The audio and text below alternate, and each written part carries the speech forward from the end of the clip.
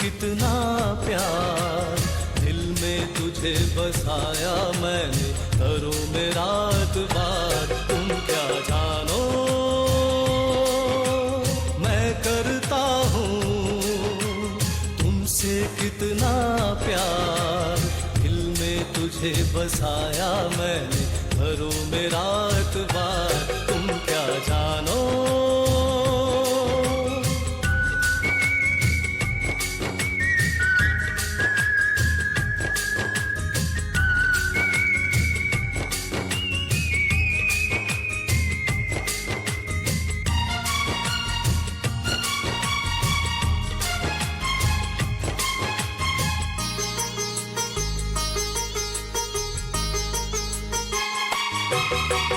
नाम से तेरे नाम को अपने जोड़ लिया है मैंने, तेरी खातिर रस्मों से मुंह मोड़ लिया है मैंने।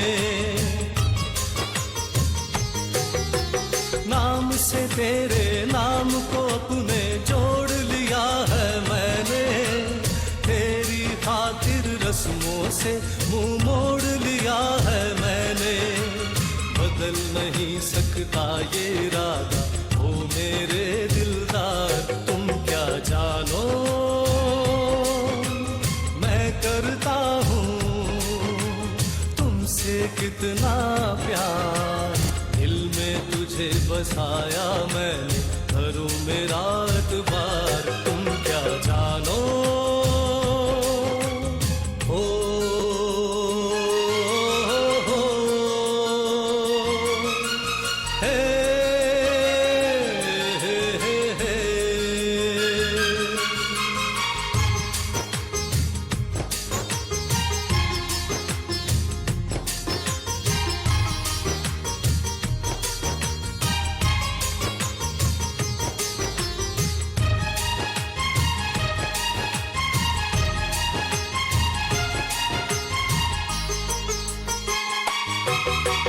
जलता है बस क्षमा की खातिर सदियों से परवाना, झुकता नहीं दुनिया के आगे इश्क कभी दीवाना। जलता है बस क्षमा की खातिर सदियों से परवाना, झुकता नहीं दुनिया के आगे इश्क कभी दीवाना।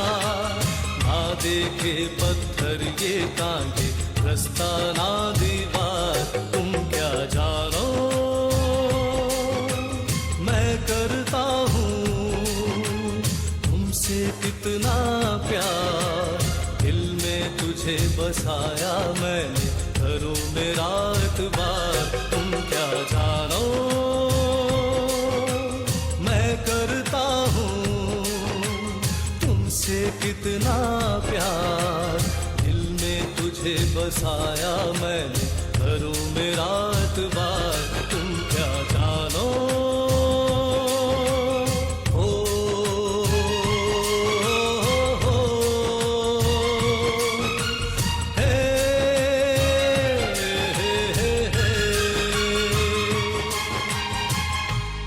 तालियां जनाब, बहुत खूब। लकी रुकिए, आप लोगों से हमने अभी ये काम करवाना है तो आप लोग यहीं पे रहिएगा। अमानत, बहुत खूब। किसका ये गाना है? ये एमर्शद साहब की कंपोजिशन है। अच्छा। तो जो मेरे उस्ताद है एमर्शद साहब, तो फिल्म का नाम है फिल्म का नाम भूल गया हूँ लेकिन आने लेकिन वाली बहुत फिल्म नाम- खूब, गुम नाम आपने क्या है? बहुत आने खूब वाली कहा। फिल्म है एक। जनाब ब्रेक के बाद हमें एक और मेहमान ने ज्वाइन किया है जिनसे हमने अमानुल्लाह साहब की बहुत सारी बातें और बहुत सारी यादें हम इनसे जानी है। हम अपने प्रोग्राम में खुशामदीद कहते हैं जनाब परवेज खान साहब को, भरपूर तालियां। जी जनाब परवेज साहब, क्या कैसे हैं आप, कैसे मिजाज हैं, तबीयत कैसी है? बस उनके जाने के बाद कैसे होंगे। आज हमने अपने शो में न्यू पाकिस्तान में एक छोटी सी कोशिश की है कि अमानुल्लाह साहब की हम लोग यादें ताज़ा कर सकें और उनको हम ट्रिब्यूट पेश कर सकें। देखिए दुनिया न्यूज़ जो है ना इस लिहाज से तो बहुत बड़ा है कि खान साहब को याद किया। तो खान साहब तो एक हिस्ट्री का नाम है। मुझे बड़ी खुशी हुई कि अमानुल्लाह साहब की याद में ये प्रोग्राम हो रहा है और मुझे बड़ी हैरत भी हुई कि हम सब बहन भाई कैसे मौके पे इकट्ठे हुए मिल रहे हैं। हाय हाय। दुखी भी अंदर से आज तक, अभी तक।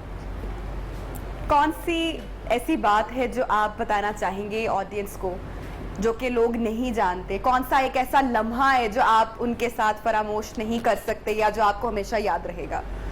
देखिए जी, वो एक गरीब परवर इंसान थे, गरीबों के दोस्त थे, वो सुपरस्टार थे, बल्कि उससे भी आगे की चीज़ थे।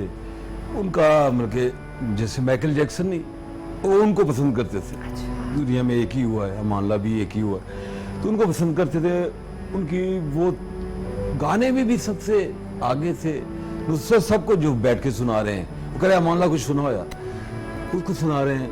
मेहदी हसन साहब कह रहे यार तुम मेरी बड़ी कॉपी करते हो, मुझे पता था तुम रियल में भी मुझे बड़ा अच्छा गाते हो, उनको जो सुना रहे हैं। गुलाम अली साहब की जो गज़लें उनको सुना रहे हैं, तो वो कितने बड़े लोग होंगे, क्या होंगे। और थे कॉमेडियन। 1 रुपए की, वो खुद भी बताते थे, मैं भी बताता हूँ, 1 रुपए की 100 गोली बेचते थे, 10 गोली टॉफी। वहाँ से वो शुरू हुए थे, वहाँ दुआ मांगी, सुपरस्टार हो गए।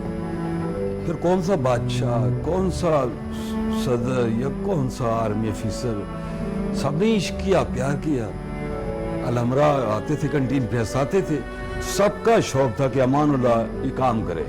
तो भाईजान घबराते थे कि मैं कैसे करूँगा। नहीं, पहला शो सिक्सर जब हुआ तो पहले दिन ही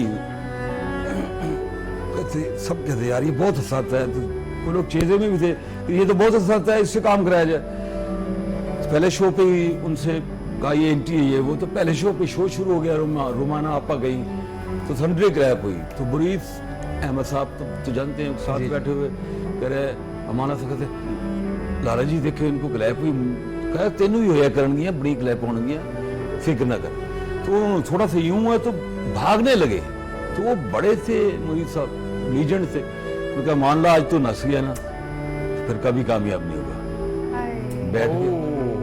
ये रियल स्टोरी है जो मुझे पता है, ये सब छोटे थे तब। तो बैठ गए भजन, तो चलो अल्लाह वाले से, फिर दिलेर थे वो। पहली एंट्री पे गए हैं सिक्सर, अलहमरा हॉल नहीं बने थे, कच्चा सा एक हॉल था, 150 कुर्सियों का। पहली एंट्री पे गए हैं तो लाफ्टर वाफ्टर आए। दूसरी एंट्री पे हैं तो पब्लिक खड़ी हो गई, सीटियां, टीवी का इतना दौर नहीं था, जमीमा दोपहर को चलता था। तो दूसरी पे क्लैप पे ये वो। तो एक शख्स आया, क्या रहमत थी कि एक शख्स आया, उसने मालक साहब के गले में एक हार डाला है और तस्वीर डाली है और 150-200 रुपए दिए। कहते आप मैं मदीना शरीफ से आज ही आया था, तो इधर आया तो मुझे तो लगा कोई फरिश्ता ही सारा है। उस दिन के बाद अमानुल्लाह साहब पूरी दुनिया में पकड़े नहीं गए। उसी रात ही लाहौर में एक शोर मच गया कि एक ऐसा शख्स आया है जो बहुत हंसाता है। मेरे जमाने में जब मैं आया 15 रुपए 25 रुपए की टिकट थी, तो टिकट नहीं मिलती थी। फिर उनके साथ फील्ड में भी क्या क्या हुआ मैं नहीं बता सकता, क्योंकि सभी खूबसूरत थे, वो हमारे जैसे थे। लेकिन कुदरत ने उनको ऐसा रास्ता दिया कि पकड़ नहीं सका कोई। 84 में मेरा पहला ड्रामा था, एक नवा तमाशा। सोहेल अहमद साहब भी वो ड्रामा देखने आए, बच्चे थे तब। तो कहते यार मैं तुम्हें जेलस हो के मैंने सोचा मैं ये कर रहा था मैं भी करूँ। पहले ड्रामे में भी उन्होंने मुझे 3 घंटे का ड्रामा होता था, मुझे पहले ड्रामे मुझे क्या आता, कुछ भी नहीं आता था, आज भी कुछ नहीं आता। तो 2.25 घंटे अपने साथ रखा। वो तो कोडो का भी हाथ उठा देते थे, स्टार बना देते थे। वो गरीब परवर इंसान थे। यही वो उनकी बातें हैं जिसके बाद शायद हम कह सकते हैं कि एक ऐसा शख्स जो जो सारी जिंदगी सबको हंसाते हंसाते आखिर में हम सबको रुला गया। नूर, क्या कहोगी? बस कुछ नहीं। अब्बा ने सीने से लगाया कभी? बिल्कुल। हमेशा। हाँ, हमारे यहाँ होते हैं ना बाप अक्सर बेटियों से चाहत वो मोहब्बत तो रखते हैं लेकिन कभी शायद इजहार अक्सर लोग नहीं कर पाते। उन्होंने हमेशा इजहार किया। उन्होंने हमेशा इजहार किया, यहाँ तक कि लास्ट टाइम जब वो वेंटिलेटर पे थे तो उन्होंने। तुम तो बड़ी स्ट्रांग बेटी हो उनकी, सबसे बहादुर बेटी हो, सबसे छोटी बेटी हो। सबसे जो छोटा बच्चा होता है वो तो अब्बा के बड़े करीब होता है और वो आज तुम्हें देखते होंगे तो कितना प्राउड फील करते होंगे। और अपना ताज भी और अपने सर पे सजाया हुआ है आपने। हमेशा अपने आप को आपने स्ट्रांग रखना है। माँ बाप कभी नहीं चाहते कि उनके बच्चों की आंखों में कभी आंसू आए। वो अपने बच्चों को सड़क में कभी नहीं देखना चाहते। भरपूर जीना है, हमेशा खुश रहना है, उनकी याद दिल में लिए हमेशा आगे बढ़ना है, उनकी स्ट्रगल को हमेशा याद रखना है, उसको अपने लिए मोटिवेशन बनाना है, कभी जिंदगी में कमजोर नहीं होना। नूर, तुम तो बड़ी बहन हो ना इसकी, तो अगर तुम टूटोगी, अगर तुम रोगी, तुम बिखरोगी तो फिर इसको कौन संभालेगा, इसको कौन जोड़ेगा? तो तुम्हें पता है ना कि ये रिस्पॉन्सिबिलिटी आपकी है। आपने स्ट्रांग रहना है, आपने नहीं रोना है क्योंकि आपने इसको देखना है, है ना? वो जुदाई कोई पे- ऐसी बात जो आप अपने अब्बा से कहना चाहते हो कि आपको सुन रहे हो या आपने कभी ना कही हो, उसका इजहार? हाँ बिल्कुल। कभी मेरी मदर बहुत अरसा बीमार रही, काफ़ी बीमार थी रही वो। हम छोटे छोटे होते थे तब से बीमार रही। बीमारी से लड़ते लड़ते ही एक दिन वो हमें छोड़कर चली गई। तो मेंटली प्रिपेयर्ड थे हम लोग। हर बार वो हॉस्पिटल जाती थी, हमें लगता था अब वो वापस शायद ना आए। और अबू भी डेथ से पहले कुछ अर्सा बीमार रहे, लेकिन अबू की बीमारी में मदर की बीमारी से जो चीज़ चेंज थी वो ये थी कि बहुत बीमार रहे लेकिन बीमारी में भी वो हमें हमेशा आसरा करवाते रहे, हमें हौसला दिलाते रहे कि मैं बिल्कुल ठीक हूँ। मैंने कभी मिलने भी जाना, क्योंकि मेरी उनकी बीमारी से थोड़ा सा पहले ही शादी हुई, तो मैंने कभी उनको मिलने के लिए जाया करना। तो मैंने पूछना कैसे हो आप, शक्ल से बहुत डाउन लग रहे होते थे बिल्कुल। तो मुझे कहना मैं बिल्कुल परफेक्ट। मैंने कहा सांस कैसा है आपका, पहले से बहुत बेहतर है, तू सुना तू कैसी है। तो मुझे शायद हम इंसान अपने अजीज को खोना नहीं चाहते, तो मैंने हमेशा ये नहीं सोचा कि वो मुझे कभी छोड़कर चले जाएंगे। मैंने कभी ये सोचा ही नहीं था। बेशक वो बहुत बीमार हो गए, बहुत कमज़ोर हो गए, लेकिन मैंने कभी नहीं सोचा था कि वो मुझे छोड़कर चले गए जाएंगे। हमारी बॉडी लैंग्वेज, हमारा एटीट्यूड उनके साथ ऐसा होता था कि वो हमेशा के लिए हमारे साथ है। अमानुल्लाह तो जा ही नहीं सकता, वो हमें हमेशा कहा करते थे मैंने तुसी अमानुल्लाह ही समझ, मैंने तुसी प्यो ही समझते रहते हो, मैं अमानुल्लाह भी हाँ। तुम लोगों को बाद में पता चलेगा कि मैं कितना बड़ा फिलोसफर हूँ। और टीन एज में, बचपन में मैंने उनके साथ बहुत टाइम गुजारा अलहमरा। और मैं फिर थिएटर में छोटी सी होती थी उनके साथ जाया करती थी। तो बचपन में तो मैंने उन्हें ऑब्जर्व ही नहीं किया। जब यंग हुई, इतनी होश आई, तो उन्हें ऑब्जर्व किया करती थी कि तंग आमदनी है। अगर हमारी डाउनफॉल का एक टाइम था, उसमें भी अगर मुश्किल कहीं से पैसे आए हैं, बड़ी मुश्किल सेविंग्स वगैरह के साथ हम लोग अपना मैनेज कर रहे थे, स्टडीज चला रहे थे सभी घर। तो जब भी कहीं से पैसे आने तो एक राशन का छोटा सा मुनासिब सा पैकेट बनाकर 2-3 शागिर्दों की तरफ चले जाया करना। तो मैंने अक्सर उनसे क्वेश्चन करना, मैं ड्राइव करती थी तो मैंने उनसे अक्सर क्वेश्चन करना। मैंने कहना या मेरे साथ जाते थे या किसी और के साथ। तो जब मैंने साथ जाना तो मैंने कहना हमारे तो अपने इतने बुरे हालात हैं, मतलब आप कह रहे हो कि आप क्यों इनको देने जा रहे हो, कि हम तो इस तरह की चीज़ हम खुद भी रख लेते हैं। तो अब्बू ने कहना अमानुल्लाह की बेटी हो तुम, इतना छोटा मत सोचना कभी। मैं तो टीनेज में थी, हम बच्चे तो ऐसा सोच सकते हैं ना। उन्होंने कहना अमानुल्लाह की बेटी बनो। कितनी बड़ी बात वो आपको बता गए। आज भी जिंदगी में कोई भी ऐसा मौका आता है, कोई ऐसा पॉइंट आता है ना, जब मेरे साथ कोई बहुत ही नाजेबा किस्म की गुफ्तगू करे या कोई नाजेबा किस्म की बिहेवियर बुरा हो, तो मैं सोचती हूँ, मुझे वही बात रिकॉल होती है कि तुम अमानुल्लाह की बेटी हो, तुम उनके लेवल पर उतर कर उनको जवाब मत देना कभी भी। हमेशा सोचना मैं अमानुल्लाह की बड़े बाप की, एक उस बाप की, अमीर बाप की बेटी नहीं हूँ, ज़र्फ में बड़े बाप की बेटी हूँ। तो ये चीज़ वो हमें सिखा गए।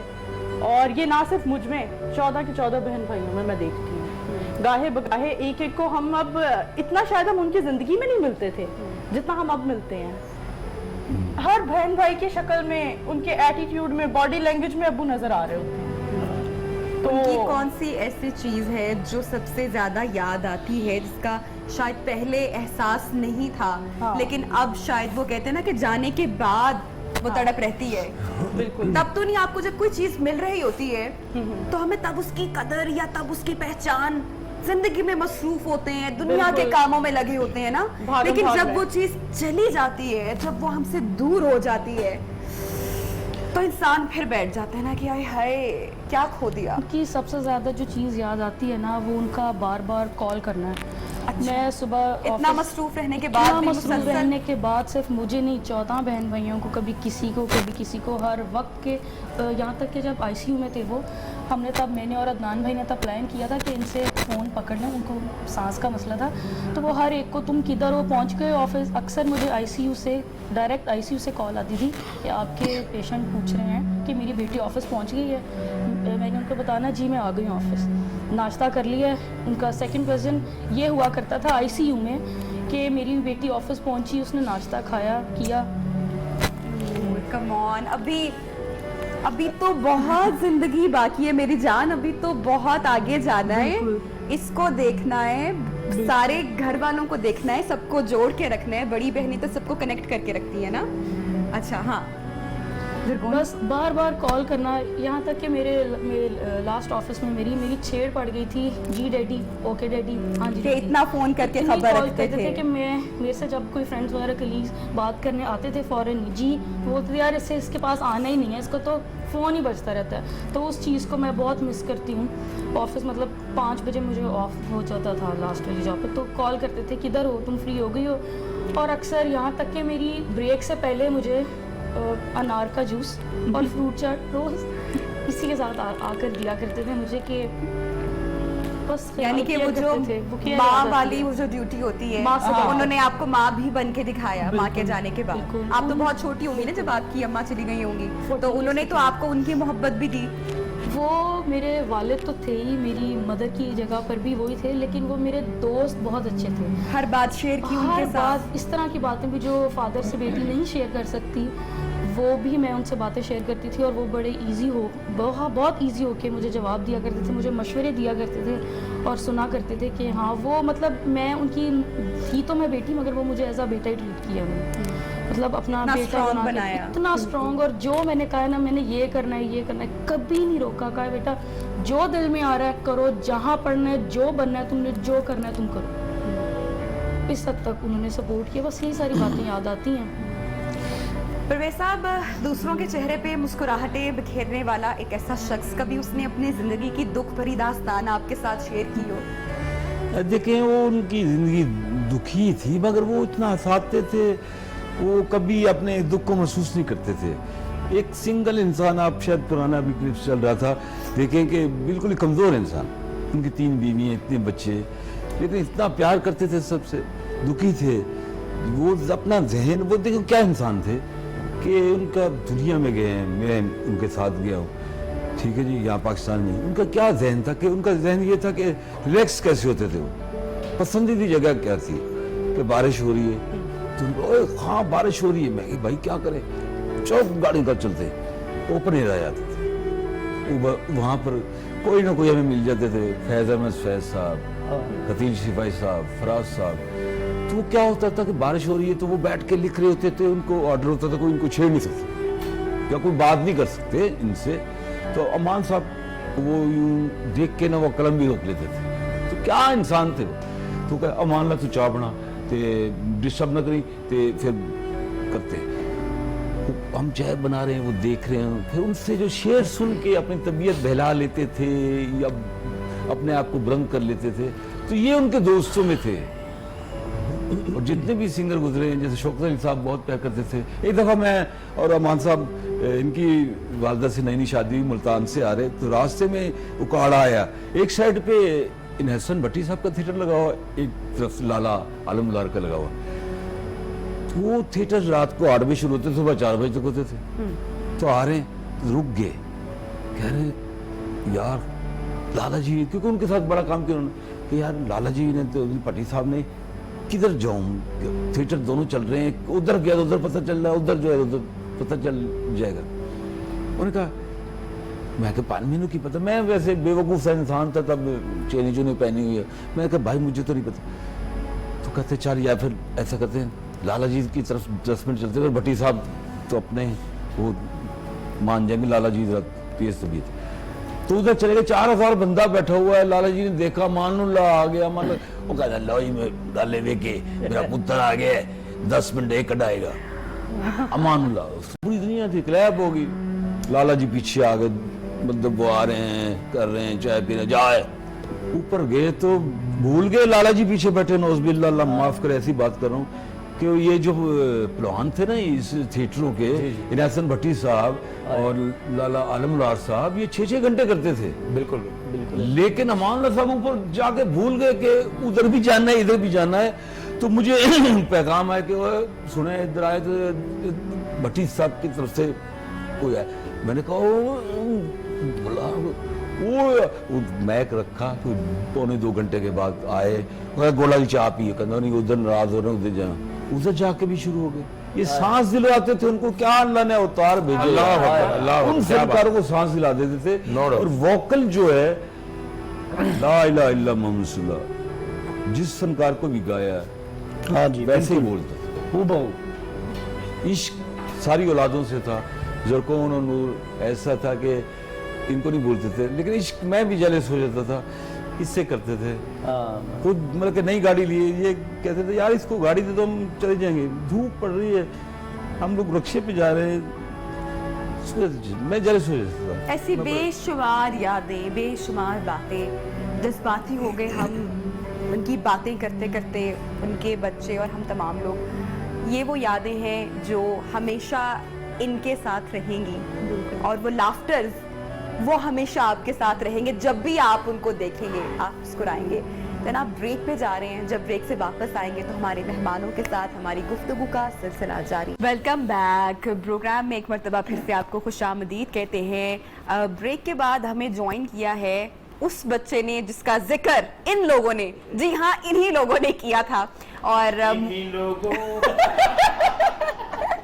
जनाब मानुल्लाह साहब के छोटे बेटे, गालिबन सबसे छोटे नहीं, सेकंड लास्ट है जो मोहसिन ने हमें ज्वाइन किया है। वेलकम, कैसे हैं आप? अल्लाह का शुक्र, आप सुनाएं। बिल्कुल ठीक ठाक। लेट आए हैं आप जनाब? बस वो रास्ते में मैं बताती हूँ, जितनी बच्चे हैं ना बस अच्छा वक्त थोड़ा देर से ही आता है। इशारे दे। मोहसिन अब्बा की कौन सी याद आपके साथ है? अब्बा जी की याद यही है कि वो मुझे रियाज करवाते थे, तो गज़लें गाने सुनते थे, तो फिर मैं सुनाता था, तो फिर वो रोते थे, अपनी वालदा को याद करते थे। मेहदी हसन साहब का एक शेर था, तो वो मैं सुनाता था, तो वो रोते रहते थे, तो वही मैं भी बिल्कुल बिल्कुल बताएं हमें आप गुनगुना के थोड़ा सा उनकी पसंद का। पहले दीवाना मुझको बनाया, फिर मोहब्बत से दामन छुड़ाया,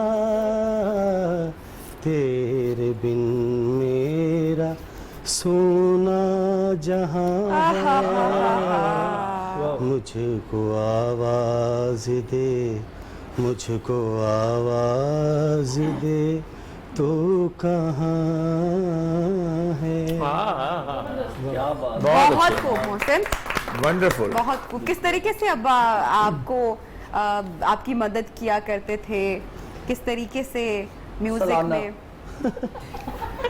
बस ऐसे ही कि मैं जब वो आते थे शो, शुक्र है आपको अभी समझ आ गई। मैं तो समझ रहा था घर जाके सही मौसम को देख के याद आ रहा है। Very bad. छोटा भाई है आपका। नहीं, अगर अमान साहब जिंदा होते तो वो इसको देख के कहते माशाल्लाह शेखुपुरे में अर्तुगल गाजी होता है।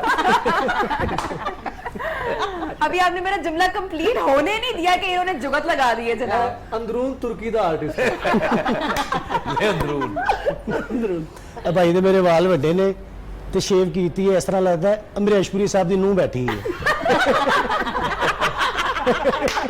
अच्छा तो भैया मेरे बाल लंबे लंबे थे, तो मैंने वाइट पजामा कुर्ता पहना जैसे कि वो इंडियन आर्टिस्ट पहनते हैं। अबू कहते मेरे मुंडे दा हुलिया देखो, लगता बंगाली म्यूजिशियन है। और वो बंगाली म्यूजिशियन है जेड़ा मच्छी च करेले पा लेंदा अच्छी करेंगे। अमानत भाई को बहुत छेड़ा करते थे। हाँ, सबसे ज्यादा इनके साथ सबसे ज्यादा इनका इनके वो- साथ टाइम गुजरा। और वैसे भी अमानत भाई बड़े भाई थे और वो इनको ज्यादा छेड़ा करते थे कंपैरेटिवली। वैसे तो सीरियस तो किसी के साथ नहीं रहते थे, हमें भी ऐसे मुंह पकड़ के ऐसी बात करे, मुझे कहते मिदे अखरोट होता है। कुछ अशार आप अच्छा, सुनाना जैसे चाह रहे मोहसन ने थे। सुनाया, वो एक जुदाई का सैफुल मलूक का शेर सुनाया करते थे। वो उनके इंतकाल के बाद पता चला है कि ये शेर तो उनके साथ ही मंसूब था। लख हजार बहार हुसन दी ते अंदर खाक समानी, लगा परी तजे मुहम्मद ते जग विच रवे कहानी।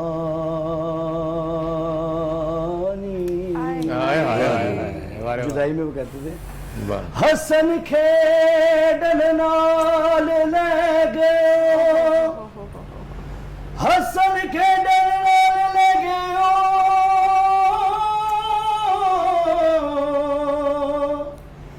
हसन खेडन नाल ले गयो ते छड़ गयो बिच डूंगी फिकरा, पाटिलीर पुरानी वांगू टंग गयो विच किकरा। ओह माय गॉड, हो मेरे पास खुद अल्फाज बहुत कम है। इन बच्चियों से मैं बात कर रही हूँ और इनके जज्बात अब थोड़ा सा मेरे ख्याल से हम सब बहुत जज्बाती इस वक्त हो चुके हैं बात करते हुए। और इन बच्चों के लिए, हमारे लिए तो वो एक फनकार, एक आर्टिस्ट, लेकिन इनका दुख, इनका गम, वो उसका कोई अजाला नहीं है, वो नहीं कम हो सकता। इनकी तकलीफ कम नहीं हो सकती, चाहे जितनी भी मुस्कुराहटें बिखेरे ये आज हमारे शो में नवाज साहब मौजूद हैं, लेकिन जिंदगी भर ये कसक, ये तड़प, ये बच्चों के दिलों में तो जाहिर सी बात है ना, वो खला तो जिसे हमने बात की कि वो कमी नहीं पूरी हो सकती, वो हमेशा रहती है। अपने जो कोलीग्स थे उनके साथ, जो आपके जूनियर थे उनके साथ कभी सख्ती की कभी उन्होंने? ये कैसे? तो लफ्ज अच्छा, शायद कभी नहीं, कभी ऐसा कभी गुस्से में देखा आपने? ना ना ना ना ना, उनका गुस्सा ही कुछ और था। तो जिंदगी वो में नहीं कभी? पता नहीं, ये रब्बे करीम ने ये खास लोग होते हैं जिनके अंदर कोई सीमी अलग डाली होती है कि जिसके अंदर गुस्से का कोई अंसर। मैंने तो मुझे 30 साल लाहौर में हो गए, मैंने मुल्तान में भी बाबा जान के साथ काम किया, लेकिन कभी गुस्से में मैंने नहीं देखा। इवन घर में अल्लाह माफ करे एक दफा चोरी भी हो गई तो वो उसी तरह परेशान है, और तुम तो कुछ नहीं होया, तुम तो तुसी तो ठीक हो ना, भावे चोर जो कुछ भी ले गए तुसी तो ठीक हो ना। यानी कि उनको जहन में ना बस ये है कि मेरे बच्चे, उन्हें बीमारी से भी अगर हॉस्पिटल से भी छुट्टी मिली है ना तो उन्होंने फटाफट घर के लिए ना डबल रोटी अंडे बच्चों के लिए अच्छा, उस हालत में भी वो परेशान हो हकीकत रहे बात है भी डॉक्टर हॉस्पिटल से छुट्टी हुई तो बकायदा सुहेल अहमद साहब ने फोन किया ਤੁਹਾਨੂੰ ਕੀ है ਤੁਸੀਂ सीधे घर जाओ तो ਤੁਸੀਂ ना वो सीधे डबल रोटी और अंडे बच्चों के लिए कुछ खजूरें वगैरह, उनको बड़ा शौक था। अकमल अपने कोलीग्स के साथ तो वो कभी, जिस तरह से नवाज साहब ने बताया कि घर में भी कभी होता है ना कि भाई यार बड़ा ही तंग कर दिया मुझसे, नहीं यार बड़ा ही ज़रगोन सिद्दी होती है, तब भी कभी गुस्सा नहीं आया? नहीं, किसी कभी भी सिचुएशन में कभी नहीं गुस्सा करते। ये मुझे वाकया याद है अब्बू का, मेरा जेवर कुछ चोरी हो गया घर से, तो हम लोग परेशान थे कि अब्बू को कैसे बताएं अच्छा कि अब्बू तो बड़ा गुस्सा करेंगे जब पता चलेगा। यानी कि वो इतने थे कि किसी भी बड़ी परेशानी को वो नहीं सिर पे सवार नहीं करते थे, बस थोड़ा सा गुस्सा आया तो उसके बाद एकदम कॉमेडी। वो आपने मजा लेना है नवाज की इस बात का। कहते बेटा मैं क्या सी ना कि एनू बेंच रखा दे, तू मेरी मन्नी? मैं कह जी नहीं, उच्ची बोल रहा, मैं कह जी नहीं। मैं क्या सी वेच के गड्डी ले ला, मेरी मन्नी? मैं कह जी नहीं। बेटा उच्ची बोल। मैं क्या अब्बू जी नहीं मन्नी। मेरी क्यों नहीं मन्नी? मैं अब्बू जी गलती होगी। गलती हो गई ऐसे करके ना जैसे वो स्टेज पे कर देते तो चले गए हैं। इतना गुस्सा कहते मेरा बेटा, अच्छा, बस इतनी सी बस देर इतना का। गुस्सा। देखे गुस्सा करते हैं। मान साहब का एक शागिर्द तो ना वो गाड़ी के बाहर खड़ा है, तो वो उनको ना कॉफी पकड़ा रहा है, भाई तू बोल दे कि शीशा थोड़ा नीचे कर ले, मैं आपको कॉफी पकड़ा दूं। हाँ। इतनी सी जगह से कॉफी पकड़ा रहा है, तो अमान साहब ने व्हाइट सूट पहना, उनके ऊपर कॉफी गिर गई। तो रिकॉर्डिंग पे जा रहे थे, सारा सूट खराब हो गया। अब मैं एक्सपेक्ट कर रहा था कि थप्पड़ मार देंगे इसके मुंह पे। अब तो कहता पाइन सॉरी ताड़े कपड़े खराब हो, कहते ना ना बेटा बुरा ना मानो, होली है। और डांस करने लगे, मेरा व्हाइट सूट तो खराब था। अच्छा, सुहेल अहमद Temper use साहब नहीं को करते थे बहुत कभी। ज्यादा वो प्रेज हमेशा, जब भी हमने उनकी गुफ्तगू सुनी है, उनको उन्होंने बहुत प्रेज किया है, उनसे मोहब्बत का बहुत इजहार किया है। एक बड़ा बिल्कुल ऐसे ही। खास कनेक्शन उनका उनके साथ उन्होंने रहा है। नहीं, बल्कि सुहेल अहमद साहब ने भी उनके साथ उनके उसी साथ तरह किया। प्यार Vice किया, versa, जैसे औलाद उस बाप बारे के में साथ थोड़ा किया सा जाता है। बताएं नवाज साहब आप हमें, क्योंकि आपने तो देखा होगा ना अपनी आंखों नो से डाउट, मोहब्बत ये को। मैं समझता हूँ कि सुहेल साहब को जब पता भी चलता था ना कि अमान साहब की तबीयत, शायद औलाद लेट पहुंचती होगी, सुहेल साहब पहले पहुंचे। अच्छा। ये अगर हॉस्पिटल में जी जी सॉरी नहीं सॉरी, जिस हॉस्पिटल में भी गए, चाहे वो डॉक्टर हॉस्पिटल, एक दिन तो ना डॉक्टर हॉस्पिटल से, मैं उधर ही था, ये बात अलग बतानी नहीं चाहिए, तो डॉक्टर हॉस्पिटल से 2 दिन पहले छुट्टी हो गई थी, जी आप ठीक है आप चले जाए, तो वैसे ही रह रहे थे। तो सुहेल साहब कह लगे आपको छुट्टी हो चुकी है 2-3 दिन पहले, और आपको पता है किराया कितना इसका वो हॉस्पिटल का। तो मैंने कहा अच्छा जी ठीक है कोई बात नहीं। 2 दिन बाद फिर इनको अमानत को किया फोन, पाई जी तो 2 दिन पहले छुट्टी हो चुकी थी। तो वो उनका प्यार, सुहेल अहमद साहब का प्यार एक उनसे बिल्कुल डिफरेंट प्यार, Different। उनका और different बहुत प्यार। supportive थे, बहुत सपोर्टिव थे। क्या उनके बारे में क्या बात करते थे? सुहेल साहब के बारे में वो अक्सर कहा करते थे, कहते हैं अगर मैं उनकी पर्सनल, उसकी ह्यूमन क्वालिटीज पे बात करूं वो बिल्कुल अनमैच्ड हैं, और अगर मैं उनके प्रोफेशनल बिहेवियर पे बात करूं, वो कहते थे वो यार वो एक लीडरशिप क्वालिटी वाला बंदा है। सुहेल अहमद साहब के बारे में कहते थे आल्दो कि मैं ही इज माय जूनियर, लेकिन मैं उससे बहुत कुछ सीखता हूँ। स्टेज की डायरेक्शन पे इतना इंस्पायर थे हुए सुहेल साहब के काम से, कहते यार इतना इंप्रेसिव काम इंडिया पाकिस्तान में कहीं नहीं होता। बड़ा मजा आएगा ड्रामे में फरिश्ता आया सेट पे, वो बड़े क्रिएटिव डायरेक्टर थे। जितना काम करवाया जितना काम करवाया सुहेल साहब ने, वो बिल्कुल डिफरेंट करवाया अमान साहब से। अमान साहब को करेक्टर में लेके ही सुहेल साहब आए। जी, बिल्कुल। बड़ी वाला ड्रामा करवाया, एक तेरा सनम खाना करवाया, जब दाग Catch up drama। Catch up drama करवाया, देजा सखिया। मिस पीनो सुहेल साहब से अक्सर अब्बू लड़ पड़ते यार, इतनी रेसलिंग करवाना है, यानी कि 4-4 महीने रेसल, 3-3 महीने। तो सुहेल साहब ये कहते थे कि खान साहब इसका आपको ये मिलेगा कि ड्रामा फिर हमारा 5-6 महीने तक चलेगा। 5-6 महीने क्या, मैंने 18 साल मुझे सुहेल अहमद साहब के साथ हो गए, तो ड्रामे सिर्फ मैंने 5 किए, हर ड्रामे में उनका 3 साल चला है। यानी कि साल यहाँ, साल पूरा पाकिस्तान में, इधर जाना है उधर जाना है इधर, फिर उसके बाद दुनिया में, फिर वापस आके लाहौर होना है। यानी कि 3 साल में हम लोग जो 4 महीने की रेसल होती थी, फिर 3 साल इजी, उसके बाद फिर नेक्स्ट सोच रहे होते थे 3 साल में कि यार क्या करना है क्या नहीं करना। तो ये उनकी आज भी जब क्वालिटी। इंसान के पास पैसा आता है या उसके हालात तब्दील होते हैं, तो हमने बड़े बड़े लोगों को देखे ना कि उनका रवैया तब्दील हो जाता है हालात बदलने के बाद। मानुल्लाह साहब के पास जब पैसा आया तो उनके रवैये में कभी तब्दीली आई? नहीं, किसी एक लम्हे में भी नहीं ऐसा। इवन कि हम बच्चे हैं, बाप का रिश्ता तो है ना, लेकिन वो एक लेजेंड भी थे। आए जब इंडिया से वापस आए या कनाडा से किसी टूर से वापस आना ना, तो हमने एयरपोर्ट पे जाना है, घर पे आना, हमने एक्सपेक्ट करना है कि अब थके हैं या थोड़ा सा होता ही है ना, किस इन्वायरमेंट से होके हैं, वापस आके थोड़ी सी चेंजेस नहीं, उसी तरह हमें मिलना, गले मिलना। और फिर वो इस तरह की हरकतें करते थे कि मेरे बच्चे फील ना करें कि मैं टूर से आया हूँ, चला तुझे चने खिलाओ।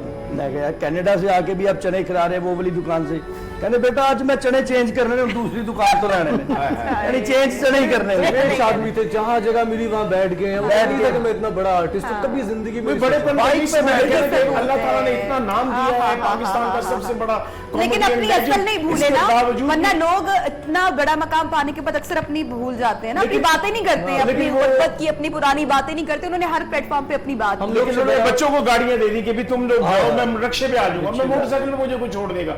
उन्होंने इस चीज को नहीं फील किया कि मैं अमानुल्लाह हूँ या क्या होगा, या इस चीज को उन्होंने कभी जब इंसान बिस्तर मर्ग पर होता है तो उसको अपना वक्त दिखाई दे रहा होता है, उसको पता चल जाता है कि अब मैं जाने वाला हूँ। अपने बच्चों को इकट्ठा करता है, उनको कुछ नसीहतें करता है, कुछ लोग डिप्रेस हो जाते हैं, कुछ लोग खामोश हो जाते हैं, कुछ लोग उसको बड़े भरपूर अंदाज में जीते हैं। आपके वालिद साहब को मालूम पड़ गया था कि अब वो इस दुनिया से रुखसत होने वाले हैं, और उन्होंने आप लोगों को इकट्ठा करके क्या कोई नसीहत भी की? एक दफ़ा मैं गई उनके पास, मैं काफ़ी अपसेट थी, तो मुझे यूं करके देखा, क्या हुआ है? मैंने कहा कुछ नहीं, उनको पता तो था कि मेरे बच्चे काफ़ी परेशान हैं, मैंने उनसे कुछ पूछा नहीं ख़ास, तो मुझे बोलते हैं परेशान ना हुआ करो। मैंने कहा नहीं, मैं परेशान नहीं हूँ, मैं अभी कहीं भी नहीं जाऊँगा, मैं इधर ही हूँ। मैं चुप होगी। बोलते पता है मरने से 1-2 हफ्ते पहले फील आ जाती है, मुझे अभी फील नहीं आई, ठीक है, बस जब मेरी कभी याद आए, मेरे लिए कभी परेशान हो ना, 5 दफा दरूद पढ़ दिया करना। यानी कि एक तरफ कह रहे हैं कि मेरा बच्चे को तसल्ली देने के लिए कि नहीं मुझे फील नहीं आई, और दूसरी जानिब ये भी कह रहे हैं कि मेरे लिए पढ़ाई कर देना। और एग्जैक्ट उस बात के 1 वीक बाद उनकी डेथ हो गई, 1 हफ्ते और बाद। साइकोलॉजिकली हमें बहुत ज़्यादा हमारी काउंसलिंग करते थे, हमें परेशान रहने नहीं देते थे। वो समझ लें कि एक एंटी डिप्रेसेंट थेरेपी थी हम लोगों के लिए। वो बातें नहीं सुनने को मिलती, वैसे अब कोई पूछता नहीं है, वैसे कोई समझाता नहीं, सिर्फ पैसे की नहीं बाप के जाने के बाद कमी महसूस होती, वो आवाज़, वो ये कहना कि परेशान नहीं होना, क्या हुआ है, कोई बात नहीं, टेंशन है, गुजर जाएगी, फिक्र नहीं करनी। और वो हम बच्चों की ना बॉडी लैंग्वेज ऑब्जर्व कर रहे होते थे। बिल्कुल। हम लोग अगर परेशान है ना तो डेफिनेटली औलाद माँ बाप को नहीं बताती कि हम किस बात पर परेशान है। तो कभी हमने चल रहे हो ना तो हमें बुला कर कहना इधर आओ, ये ना पूछना कि तुम परेशान क्यों हो और क्या बात है। पता था कि मतलब बेटी मेरे से खुद ही शेयर कर लेती अगर उसने करनी होती तो हमें खुद ही गाइड करना शुरू हो जाते थे। कि सबसे खूबसूरत बात जो मुझे अब समझ आती है उनकी, हमें कहा करते थे ऑब्जर्वर बनो, बहुत इंजॉय करोगे लाइफ में। ऑब्जर्वेशन के बेस पर ना तुम लोग कभी डिप्रेशन टॉर्चर की तरफ नहीं जाओगे। मैंने कहा ना वो कैसे, मैं ऑब्जर्व करता हूँ ना, आप ऑब्जर्वर होगे ना तो आप अपने आसपास ही बहुत सारी चीजों से ना इंजॉय करोगे उसको, और इंसान उससे सीखता बहुत है, लर्निंग बड़ी होती हाँ, है। आपकी लर्निंग बहुत होगी। कहते थे मेरी कामयाबी का राज ही ऑब्जर्वेशन है, जो मैंने दादा दरबार के टाइम में बहुत की। अब वो माँ बाप के अकेले भाई थे, सिर्फ वो अकेले ही थे, एक बहन थी, एक बहन बस। देखो ना अकेले से आगे देखो ना कितना बड़ा खानदान आगे, एक ही शख्स से रब्बे करीम ने आगे 14 बहन भाई, आगे उनका नाम ले आज तक, वरना बंदा सोच रहा होता है यार मेरा कोई भाई भी नहीं, ये भी नहीं, ये भी डिप्रेशन होता है। अभी देखो वो हो सकता है अपनी औलाद के साथ ना शेयर करते हो, जैसे मैं अब एक भाई भी था तो उसकी भी डेथ होगी, तो लेकिन मैं जब वाकई तनहा होता हूँ तो मुझे बड़ी बड़ी सोचें आती हैं। जैसे आप जैसे मोहसिन ने गाना सुनाया तो वाकई उस बोल का मेरे भी वो चुभन हुई, यार मेरे तो माँ बाप भी नहीं है, मेरा तो भाई भी नहीं, मैं तो अकेला हूँ यार। तो नाम लेवा जब आ जाए साथ, ये बहुत बड़ी एक गनीमत होती है कि आप अगर अल्लाह के पास हैं भी तो पीछे आपके लिए कोई 2 हाथ उठा रहा है, आपके लिए मग़फ़िरत के लिए कोई दुआ। सही बात है, बिल्कुल बहुत बड़ी बात। आपके जब माँ बाप इस दुनिया से चले जाते हैं तो उनकी कुछ यादें तो होती हैं, लेकिन उनकी कुछ कीमती अशिया होती हैं, कुछ चीज़ें होती हैं जो उन चीज़ों से वाबस्ता होती हैं, वो यादें होती हैं जो बच्चे अक्सर अपने लिए महफूज कर लेते हैं। मैंने एक बार अपने अब्बा की अलमारी का लॉकर खोला, मुझे लगा मुझसे पता नहीं क्या निकलेगा, बहुत माल रुपया निकलेगा या कुछ चीज़ें निकलेगी इनके कीमती। तब मैंने देखा तो एक पुराना फटा हुआ शॉपर और उसके अंदर से एक चप्पल मुझे मिली, पुरानी चप्पल जो कि घिस चुकी थी, और मैंने कहा ये आपने क्या रखा हुआ है? तो कहते हैं इसको मत फेंकना, ये मेरी माँ की चप्पल है, और वो आज तक उस चप्पल को बंद किए। कहते हैं ये एक आखिरी याद है, ये जो मेरे पास उनकी एक आखिरी चीज है जो मैं रखे हुए संभाले हुए मौजूद हूँ, ये मेरे साथ रहेगी।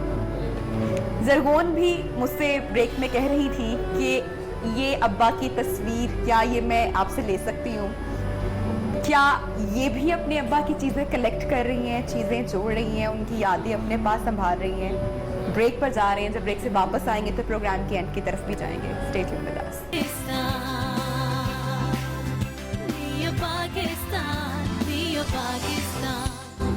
वेलकम बैक जी। प्रोग्राम के आखिरी हिस्से में हम इस वक्त मौजूद हैं। नूर से मैं आगाज़ करूंगी कि आखिर में वो प्रोग्राम के क्या कहना चाहेंगी, और नूर अब्बा से कौन सी चीज़ है जो सीखी है, सबसे मैं बारी बारी कमेंट लेना चाहूँगी। अब्बा से यही सीखी है जो सबसे बड़ी चीज़ है कि हमेशा डाउन टू अर्थ रहना है। जो भी है, जो भी हालात हैं, अल्लाह हमेशा कहा करते थे कि अल्लाह तुम लोगों को बहुत नवाजेगा, तो कभी भी अपने अंदर गुरूर और तकब्बर ना आने देना, क्योंकि जिस दिन गुरूर तुम लोगों के अंदर आ गया ना तो समझ जाना कि तुम लोग कुछ भी नहीं रहोगे। तो यही सीखा है कि हमेशा डाउन टू अर्थ रहो, जैसे कि वो थे। उनको भी हमेशा हमने यही ऑब्जर्व किया कि जैसी भी गैदरिंग में होते थे, हमेशा वो अगर कोई गरीब से गरीब इंसान या बहुत ही निचले तबके का इंसान या कोई भी आ गया ना, तो उसको हमेशा उन्होंने खड़े होकर ऑन किया है। तो ये नहीं देखा कि मैं खुद बहुत बड़ा कॉमेडियन हूँ और मेरा वर्ल्ड वाइड बहुत फेम है, तो मैं इससे बस मुनासिब सा मिलूं। हमेशा उसको अच्छे से ऑन करते थे, तो यही चीज़ हमने भी सीखी है। कभी शिकायत रहती थी कि माशाल्लाह इतने बहन भाई हैं, 3 फैमिलीज हैं, काम इतना ज़्यादा है, ट्रेवलिंग इतनी ज़्यादा है, तो कभी वो रहा हो शिकायत की हो कि अब्बा आप तो टाइम नहीं देते, जाए मैं नहीं आपसे बात करती, कभी इस तरह की शिकायत की हो? ऐसे शिकायत करने का उन्होंने खास तौर पर मुझे कभी मौका नहीं दिया, क्योंकि मैं बहुत छोटी थी, तब से लेकर उनके साथ थिएटर पर जाया करती थी, फिर चैनल्स पर जाया करते थे, तो इस चीज़ का उन्होंने कभी मौका ही नहीं दिया। मैं कहती हूँ ये चीज़ उनकी बहुत ज़्यादा, मैं हैरान हो जाती हूँ कि इतनी मसरूफियत में वो हम 14 बहन भाइयों को साथ लेकर चलते थे और कैसे मूव करते थे, लेकिन कभी शिकायत नहीं रही उनसे। अब बाकी कौन सी बात हमेशा आपके साथ रहेगी और क्या कहना चाहोगी प्रोग्राम के आगे? मैं यही कहना चाहूँगी कि मैंने उनसे जो चीज़ सीखी है ना, वो यही है कि हर बात को इग्नोर करो, ठीक है? जिंदगी भरपूर सुकून मज़े में रहो, लड़ाई झगड़े को अवॉइड करो, ज़िंदगी गुजारो, चीज़ों को एंजॉय करो। वो हमेशा ना, मैं ड्राइव बहुत तेज़ करती थी, तो हमेशा मज़ा करया कर, 20-30 स्पीड बहुत हिल है, 10-20-30 स्पीड में कल क्या करना है, तो यही सब कुछ सीखा कि अवॉइड किया जाए। बस ये वो तो चलती फिरती एक एम्बुलेंट इन यूनिवर्सिटी थी हम लोगों के लिए। एक बात जो हर बात उनकी याद है, जो मुझे आज तक बहुत ज़्यादा दिल में उतर गई, उन्होंने मुझे कहा था कि बेटा, बड़ा आदमी वो होता है जिसकी महफिल में खुद को कोई छोटा ना समझे। क्या बात है, बहुत सारी चीज़ें इसमें आ जाती हैं। मोहसिन, आप क्या कहेंगे? यही वो कहते थे कि बेटा दिल लगाकर पढ़ा करो और रियाज को टाइम दो, गाना जितना हो सके काम में पूरा फोकस काम करो, में मेहनत पूरा करो उसमें। फोकस करो। यही वो अमानत, आप क्या मुझे कहेंगे? सबसे बड़े बेटे आप, सबसे ज्यादा वक्त आपने गुजारा, सबसे ज्यादा यादें समेटने का मौका आपको बहुत मिला। कुछ सीखा और बहुत कुछ देखा। जो मैंने देखा वो तो लोग नहीं जानते। इतने रहमदिल आदमी, बहुत ही अच्छे इंसान। मुझे किसी बात पे समझा रहे हैं तो आमद हो जाती थी उन्हें बीच में, अब्रप्ट। कहते बेटा, मैं को परेशान थे किसी बात पे, खाया पिया कर प्यो दे होंगे, क्यों टेंशन लेना, मैं जिंदा जो हाँ, खा पी मौजा लुट। और इसी दौरान मैं इशारा काट गया अब्बू की बात सुनते हुए, कहते खा पी मौजा लुट इशारे काट। फिर कहते नवाज साहब, आपने भी उनके साथ बहुत वक्त गुजारा, सर, जाने से पहले आप अमानुल्लाह साहब की जिंदगी को देखते हुए यही कहूंगा कि दुनिया दे विच रख फकीरा ऐसा बैंड खलो, अरे वाह वाह, तू कोल होवे ते हसन सारे दूर ना होवे ते रो। क्या बात है, जबरदस्त। मोहसिन, हम अपने प्रोग्राम के एंड पे जा रहे हैं। आप उनकी बड़ी अच्छी झलक आप में सबको दिखाई देती है, तो जरा एक झलक हमारी ऑडियंस को भी दिखाइएगा, मान साहब की याद में आइएगा जी। उनकी एक आइटम थी गुड्डी वाली। अच्छा। तो वो कि जो पतंग खरीद के उड़ाते हैं वो कैसे उड़ाते हैं, और जो बच्चे लूट के उड़ाते हैं तो वो कैसे उड़ाते हैं, तो जो खरीद के उड़ाते हैं वो कैसे उड़ाते हैं। कन्नी दे, चपेड़ खाने कन्नी दे, चल इधरो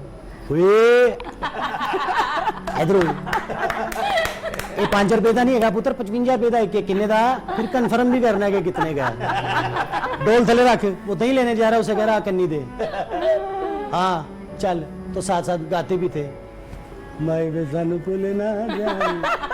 महल्लेदारी में पता होता है किसी ने कौन कौन सी उड़ाई है। रजाक ने उड़ाई है, पता मैनू। शानू दी है, हाँ पता मैनू। ओए हाथ ना मारो, हाथ ना मारो, ते चल आख्या ही तो फिर जो बच्चे छोटे छोटे गली मोहल्लों के जिनके पास डोर खुली नहीं होती, छोटी छोटी उन्होंने गिट्टी की हुई थी ऐसे, तो वो एक्सक्यूज कैसे वो करते हैं, तो वो कैसे कहते हैं, मेरा भरा कन्नी दे दे, मेरा भरा नहीं, दोवें उड़ावांगे। और डिगना भाई, ये तू डिग पे तो गुड्डी भी पाड़ जानी। चल चल मेरा भरा चल।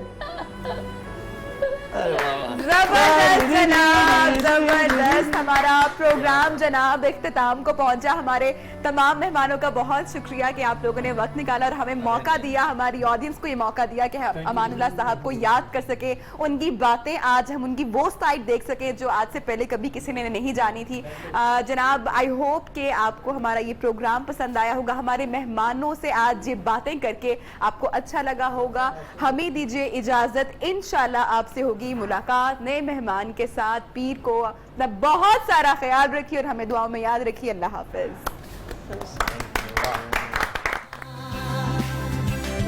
Pakistan, Pakistan.